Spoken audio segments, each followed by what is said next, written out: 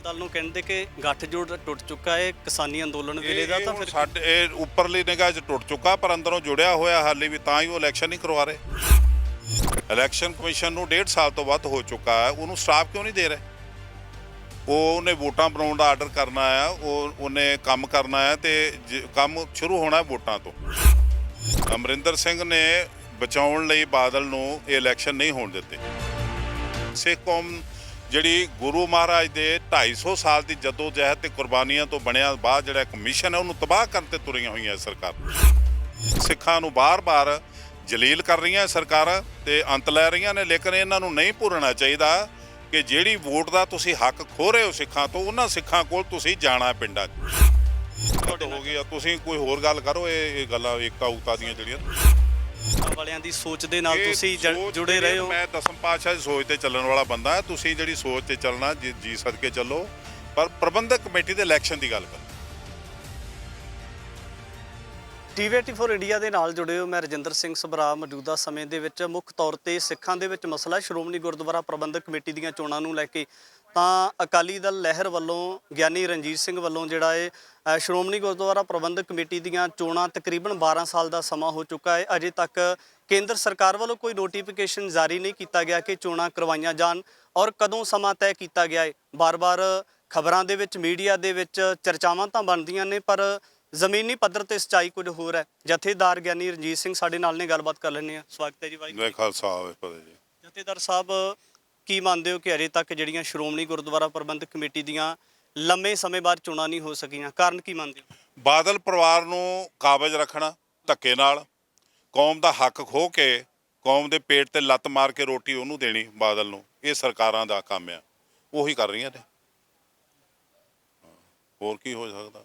ਬਾਦਲ ਦਲ ਨੂੰ ਕਹਿੰਦੇ ਕਿ ਗੱਠਜੋੜ ਟੁੱਟ ਚੁੱਕਾ ਹੈ ਕਿਸਾਨੀ ਅੰਦੋਲਨ ਵੇਲੇ ਦਾ, ਤਾਂ ਫਿਰ ਸਾਡੇ ਇਹ ਉੱਪਰਲੀ ਨਿਗਾਹ 'ਚ ਟੁੱਟ ਚੁੱਕਾ, ਪਰ ਅੰਦਰੋਂ ਜੁੜਿਆ ਹੋਇਆ ਹਾਲੇ ਵੀ, ਤਾਂ ਹੀ ਉਹ ਇਲੈਕਸ਼ਨ ਨਹੀਂ ਕਰਵਾ ਰਹੇ। ਇਲੈਕਸ਼ਨ ਕਮਿਸ਼ਨ ਨੂੰ 1.5 ਸਾਲ ਤੋਂ ਵੱਧ ਹੋ ਚੁੱਕਾ ਹੈ, ਉਹਨੂੰ ਸਟਾਫ ਕਿਉਂ ਨਹੀਂ ਦੇ ਰਹੇ? ਉਹਨੇ ਵੋਟਾਂ ਬਣਾਉਣ ਦਾ ਆਰਡਰ ਕਰਨਾ ਆ, ਉਹਨੇ ਕੰਮ ਕਰਨਾ ਹੈ, ਤੇ ਕੰਮ ਸ਼ੁਰੂ ਹੋਣਾ ਵੋਟਾਂ ਤੋਂ। ਜਦੋਂ ਸਿੱਖਾਂ ਦੀਆਂ ਵੋਟਾਂ ਬਣਨੀਆਂ ਸ਼ੁਰੂ ਹੋਣਗੀਆਂ, ਉਦੋਂ ਕੰਮ ਸ਼ੁਰੂ ਹੋਣਾ, ਤਾਂ ਇਲੈਕਸ਼ਨ ਹੋਣੀ ਹੈ। ਉਹਨੂੰ ਸਟਾਫ ਕਿਉਂ ਨਹੀਂ ਦੇ ਰਹੇ? ਨਾ ਇਹ ਸਰਕਾਰ ਦੇ ਰਹੀ ਹੈ। ਪਹਿਲਾਂ ਅਮਰਿੰਦਰ ਸਿੰਘ ਮਿਲਿਆ ਹੋਇਆ ਸੀ, ਦੋਵਾਂ ਦੇ ਨਾਲ ਹੀ। ਅਮਰਿੰਦਰ ਸਿੰਘ ਨੇ ਬਚਾਉਣ ਲਈ ਬਾਦਲ ਨੂੰ ਇਹ ਇਲੈਕਸ਼ਨ ਨਹੀਂ ਹੋਣ ਦਿੱਤੇ। ਜਦੋਂ ਉਹਦੀ ਸਰਕਾਰ ਨਿਕਲ ਗਈ, ਉਹਦੀ ਸਰਕਾਰ ਵਿਧਾਨਤ ਹੋ ਗਿਆ, ਤੇ ਇਹ ਨਵੀਂ ਸਰਕਾਰ ਆਈ, ਤੇ ਇਹ ਵੀ ਉਸੇ ਰਾਹ ਤੇ ਚੱਲ ਰਹੀ ਹੈ। ਅਜੇ ਤੱਕ ਉਹਨੂੰ ਸਟਾਫ ਨਹੀਂ ਦੇ ਰਹੀ ਇਲੈਕਸ਼ਨ ਕਮਿਸ਼ਨ ਨੂੰ। ਤੇ ਇਹਨਾਂ ਦਾ ਇੱਕੋ ਹੀ ਕਾਰਨ ਹੈ, ਬਾਦਲ ਦੇ ਨਾਲ ਮਿਲੀ ਭੁਗਤ ਹੈ ਇਹਨਾਂ ਸਾਰਿਆਂ ਦੀ, ਤੇ ਆਪਣਾ ਪੜ੍ਹਿਆ ਵਿਚਾਰਦੇ। ਸਿੱਖ ਕੌਮ ਦੇ ਹਿੱਤ ਜਿਹੜੇ ਨੇ, ਸਿੱਖ ਕੌਮ ਜਿਹੜੀ ਗੁਰੂ ਮਹਾਰਾਜ ਦੇ 250 ਸਾਲ ਦੀ ਜਦੋਜਹਿਦ ਤੇ ਕੁਰਬਾਨੀਆਂ ਤੋਂ ਬਣਿਆ ਬਾਅਦ ਜਿਹੜਾ ਕਮਿਸ਼ਨ ਹੈ, ਉਹਨੂੰ ਤਬਾਹ ਕਰਨ ਤੇ ਤੁਰੀਆਂ ਹੋਈਆਂ ਸਰਕਾਰਾਂ। ਐਜੀਪੀਸੀ ਇਲੈਕਸ਼ਨ ਨੂੰ ਲੈ ਕੇ ਜਿਹੜਾ ਇੰਡੀਆ ਦਾ ਲਾਅ ਹੈ, ਗੁਰਦੁਆਰਾ ਐਕਟ ਦੀ ਗੱਲ ਕੀਤੀ ਜਾਂਦੀ ਹੈ, ਤਾਂ ਜਦੋਂ ਉਹਦੇ ਬਾਬਤ ਤੁਸੀਂ ਪੜ੍ਹਿਆ ਹੋਊਗਾ, ਤਾਂ ਉਹਦਾ ਇਹਦੇ ਵਿੱਚ ਕੀ ਮੰਨਣਾ ਹੈ ਕਿ ਜਿਹੜੀ ਇਲੈਕਸ਼ਨ ਹੈ ਕਿੰਨੇ ਸਮੇਂ ਬਾਅਦ ਹੋਣੀ? 5 ਸਾਲ ਬਾਅਦ ਹੋਣੀ ਚਾਹੀਦੀ ਹੈ, ਜਿਵੇਂ ਵਿਧਾਨ ਸਭਾ, ਜਿਵੇਂ ਲੋਕ ਸਭਾ, ਜਿਵੇਂ ਰਾਜ ਸਭਾ ਹੁੰਦੀ ਹੈ। ਇਹ ਨਹੀਂ ਹੋ ਰਹੀ। ਇਹਦੇ ਵਾਸਤੇ ਤੁਸੀਂ ਕਿਸੇ ਇਲੈਕਸ਼ਨ ਕਮਿਸ਼ਨ ਦੇ ਅਧਿਕਾਰੀ ਨੂੰ ਜਾਂ ਕੇਂਦਰ ਸਰਕਾਰ ਦੇ ਕਮਿਸ਼ਨ ਦਾ ਮੈਂ ਤੁਹਾਨੂੰ ਦੱਸਿਆ ਵੀ ਉਹਨੂੰ ਤਾਂ ਸਟਾਫ ਹੀ ਨਹੀਂ ਦੇ ਰਹੇ ਕੰਮ ਕਰਨ ਲਈ। ਸਰਕਾਰ ਸਟਾਫ ਹੀ ਨਹੀਂ ਦੇ ਰਹੀ, ਉਹ ਕੀ ਕਰੂਗਾ? ਇਲੈਕਸ਼ਨ ਕਮਿਸ਼ਨ ਤੇ ਨਿਯੁਕਤ ਆ, ਬੈਠਾ ਹੈ ਆਪਣੀ ਸੀਟ ਤੇ, ਪਰ ਉਹਦੇ ਕੋਲ ਸਟਾਫ ਹੈ ਨਹੀਂ ਕੰਮ ਕਰਨ ਲਈ। ਸਟਾਫ ਦੇਣਾ ਹੈ ਸਰਕਾਰ ਨੇ, ਪੰਜਾਬ ਸਰਕਾਰ ਨੇ, ਉਹ ਨਹੀਂ ਦੇ ਰਹੀ ਹਾਲੇ ਤੱਕ। ਇਹ ਕਿਉਂ ਨਹੀਂ ਦੇ ਰਹੀ ਇਹ ਸਰਕਾਰ ਹੀ ਦੱਸ ਸਕਦੀ ਹੈ। ਤੇ ਅਸੀਂ ਇਹ ਮਹਿਸੂਸ ਕਰਦੇ ਹਾਂ ਕਿ ਸਿੱਖਾਂ ਨੂੰ ਬਾਰ-ਬਾਰ ਜਲੀਲ ਕਰ ਰਹੀਆਂ ਸਰਕਾਰਾਂ ਤੇ ਅੰਤ ਲੈ ਰਹੀਆਂ ਨੇ, ਲੇਕਿਨ ਇਹਨਾਂ ਨੂੰ ਨਹੀਂ ਭੁੱਲਣਾ ਚਾਹੀਦਾ ਕਿ ਜਿਹੜੀ ਵੋਟ ਦਾ ਤੁਸੀਂ ਹੱਕ ਖੋਹ ਰਹੇ ਹੋ ਸਿੱਖਾਂ ਤੋਂ, ਉਹਨਾਂ ਸਿੱਖਾਂ ਕੋਲ ਤੁਸੀਂ ਜਾਣਾ ਪਿੰਡਾਂ 'ਚ। ਜੇ ਤੁਸੀਂ ਆਪਣੀ ਵੋਟ ਲੈਣ ਜਾਣਾ, ਭਾਵੇਂ ਸੈਂਟਰ ਸਰਕਾਰ, ਭਾਵੇਂ ਪੰਜਾਬ ਸਰਕਾਰ, ਜੇ ਤੁਸੀਂ ਆਪਣੀ ਵੋਟ ਲੈਣ ਜਾਣਾ, ਤੇ ਇਹ ਵੋਟ ਪਾਉਣ ਲਈ ਖੁੱਲ੍ਹ ਦਿਓ।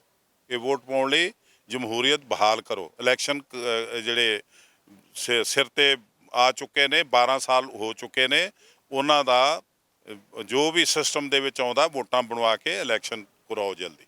ਕਿਤੇ ਵੱਡਾ ਕਾਰਨ ਇਹ ਤੇ ਨਹੀਂ ਕਿ ਜਿਹੜੀ ਮੰਨਿਆ ਜਾਂਦਾ ਕਿ ਸਿੱਖਾਂ ਦੀ ਆਪਸ ਦੇ ਵਿੱਚ ਏਕਤਾ ਨਹੀਂ ਹੁੰਦੀ, ਸਿੱਖ ਵੱਖ-ਵੱਖ ਧਿਰਾਂ 'ਚ ਵੰਡੇ ਹੋਏ ਆ। ਤੁਸੀਂ ਵੱਖ ਮੰਗ ਕਰਦੇ ਹੋ ਕਿ ਚੋਣਾਂ ਸਾਹਿਬ ਦੇਖੋ, ਜੇ ਸੈਂਟਰ ਸਰਕਾਰ ਦੇ ਵਿੱਚ 20 ਗਰੁੱਪ ਨੇ, 20 ਪਾਰਟੀਆਂ ਨੇ, ਤੇ ਇਹ ਜਦੋਂ 5 ਸਾਲ ਬਾਅਦ ਇਲੈਕਸ਼ਨ ਆਉਂਦੀ ਤੇ ਕੀ ਕਹਿਣ ਵੀ ਇਹ ਫੁੱਟ ਪਈ ਹੈ, ਇਲੈਕਸ਼ਨ ਨਾ ਕਰਾਓ? ਇਹ ਕੀ ਗੱਲ ਹੋਈ? ਸਿੱਖਾਂ ਦਾ ਮਤਦਾਨ ਕਰਨ ਦਾ ਹੱਕ ਆ, ਉਹ ਸਿੱਖ ਕਿਸੇ ਨੂੰ ਵੀ ਕਰਨ, ਜਦੋਂ ਇਲੈਕਸ਼ਨ ਤੇ ਕਰਾਉਣ। ਜਦੋਂ ਇਲੈਕਸ਼ਨ ਹੋਊਗੀ ਸਿੱਖ ਜਿਹਨੂੰ ਜੀ ਕਰਦਾ ਉਹਦਾ ਮਤਦਾਨ ਕਰ, ਜਿਹੜਾ ਉਹਨਾਂ ਨੂੰ ਚੰਗਾ ਲੱਗੂਗਾ ਉਹਨੂੰ ਕਰਨਗੇ। ਉਹਦੇ ਵਿੱਚ ਇਹ ਸਰਕਾਰ ਕਿਉਂ ਸੋਚੇ ਐ ਇੱਥੇ ਐ ਉੱਥੇ, ਹੁਣ ਬਾਦਲ ਦੇ ਪਿੱਛੇ ਲੱਗ ਜਾਓ ਫਿਰ ਏਕਤਾ ਹੋ ਜਾਊਗੀ। ਇਹ ਨਹੀਂ ਕੋਈ ਗੱਲ ਹੈਗੀ। ਇਸ ਤਰ੍ਹਾਂ ਦੀ ਕੋਈ ਨਜ਼ਰ ਨਹੀਂ ਆਉਂਦੀ ਕਿ ਜਿਹਦੇ ਨਾਲ ਇਕੱਠਿਆਂ ਬੈਠ ਕੇ ਸਿਰ ਜੋੜ ਕੇ ਜਿਹੜਾ ਮੁੱਦਿਆਂ ਨੂੰ ਹੁਣ ਖੀਰ ਬਣਾ ਕੇ ਖਾਵਾਂਗੇ ਅਸੀਂ, ਕੰਮ ਕੀ ਕਰਨਾ, ਕੀ ਇਕੱਠਿਆਂ ਬੈਠ ਕੇ ਅਸੀਂ ਜਿਹੜੇ ਪੰਥ ਦੇ ਸਾਹਮਣੇ ਦਰਪੇਸ਼ ਚੁਣੌਤੀਆਂ ਦੇ ਹੱਲ ਕੀਤਾ ਮਸਲੇ ਕਿਸੇ ਪਲੇਟਫਾਰਮ ਤੋਂ ਉਠਾਏ ਜਾਂਦੇ ਆ। ਪਲੇਟਫਾਰਮ ਉਹ ਹੁੰਦਾ ਜਿਹੜਾ ਤੁਹਾਡੀਆਂ ਵੋਟਾਂ ਨਾਲ ਚੁਣਿਆ ਹੋਵੇ, ਜਿਹਦਾ ਸਰਕਾਰ ਨੂੰ ਭੈ ਹੋਵੇ। ਇੱਥੇ ਤੁਸੀਂ ਕਿਹਨੂੰ ਸਰਕਾਰ ਕਿਹਨੂੰ ਲੀਡਰ ਮੰਨੋਗੇ? ਤੁਹਾਡੇ ਗਰੁੱਪ ਕਿਹਨੂੰ ਮੰਨਣਗੇ? ਕੋਈ ਵੀ ਗਰੁੱਪ ਜਿਹੜਾ ਉਹਨੂੰ ਲੀਡਰ ਮੰਨੂਗੇ ਜਿਹਨੂੰ ਸਿੱਖ ਵੋਟ ਪਾ ਦੇਣਗੇ। ਮੌਜੂਦਾ ਸਮੇਂ ਦੇ ਵਿੱਚ ਇਸ ਤਰ੍ਹਾਂ ਦੇ ਨੌਜਵਾਨ ਨਜ਼ਰ ਆਉਂਦੇ ਜਿਹੜੇ ਇਕੱਠਿਆਂ ਰਲ ਕੇ ਤੁਹਾਡੇ ਹੋ ਗਏ। ਤੁਸੀਂ ਕੋਈ ਹੋਰ ਗੱਲ ਕਰੋ, ਇਹ ਗੱਲਾਂ ਏਕਤਾ ਉਕਤਾ ਦੀਆਂ ਜਿਹੜੀਆਂ ਧਰਮਾਂ ਵਾਲਿਆਂ ਦੀ ਸੋਚ ਦੇ ਨਾਲ ਤੁਸੀਂ ਜੁੜੇ ਰਹੇ ਹੋ। ਮੈਂ ਦਸਮ ਪਾਤਸ਼ਾਹ ਦੀ ਸੋਚ ਤੇ ਚੱਲਣ ਵਾਲਾ ਬੰਦਾ। ਤੁਸੀਂ ਜਿਹੜੀ ਸੋਚ ਤੇ ਚੱਲਣਾ ਜੀ ਸਦਕੇ ਚੱਲੋ, ਪਰ ਪ੍ਰਬੰਧਕ ਕਮੇਟੀ ਦੇ ਇਲੈਕਸ਼ਨ ਦੀ ਗੱਲ ਕਰੋ।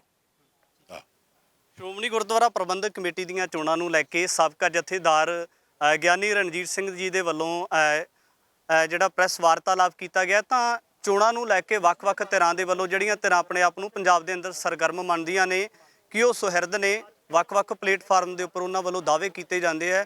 ਪਰ ਵੱਡਾ ਸਵਾਲ ਇਹ ਲੱਗ ਜਾਂਦਾ ਕਿ ਇੱਕ ਜਗ੍ਹਾ ਦੇ ਉੱਪਰ ਇਕੱਤਰ ਹੋ ਕੇ ਕਿਉਂ ਨਹੀਂ। ਤਮਾਮ ਸਵਾਲ ਸਨ।